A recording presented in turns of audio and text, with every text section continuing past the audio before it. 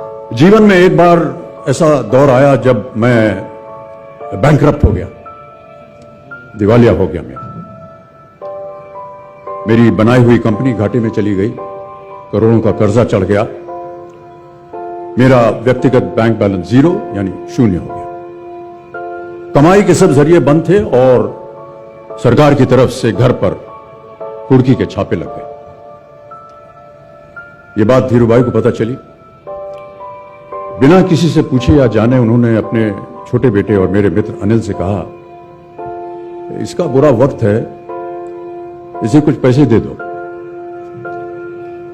अनिल ने मुझे आकर ये बताया, धीरू सज्जनों, जितना वो देना चाह रहे थे उससे मेरी सारी दुविधा और परेशानियां खत्म हो जाती। उनकी उदारता पर मैं भावुक हुआ, लेकिन मुझे लगा कि मैं उनकी उदारता को स्वीकार न कर पाऊंगा। ईश्वर की कृपा रही और कुछ संकट के दिनों के बाद समा बदला, काम मिलना शुरू हुआ और धीरे धीरे मैं अपने सारे कर्जे उतार पाया।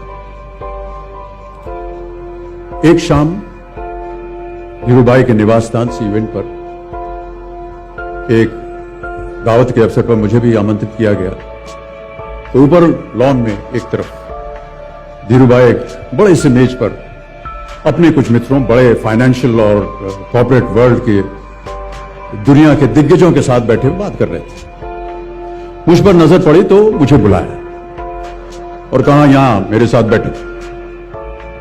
मुझे बड़ा अजीब लगा, मैंने क्षमा मांगी और कहा, मैं उधर अपने मित्रों के साथ बैठा हूं, वहीं ठीक हूं।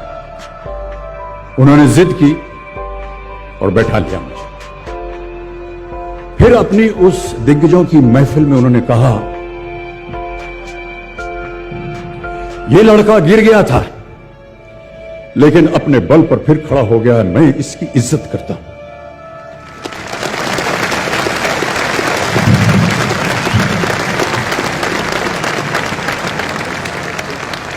उनका ये व्यवहार और उनके वो शब्द मेरे लिए उस धनराशि से हजारों गुना ज्यादा मूल्यवान थे, जितना कि वे मुझे मेरी संकट से बाहर आने के लिए देने के लिए तैयार थे।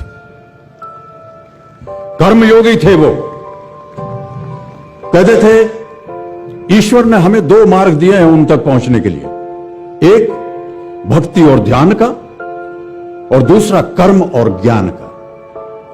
मैं दूसरे मार्ग पर चलने वाला इंसान हूं, कर्म को धर्म मानता हूं और ज्ञान को ही ईश्वर।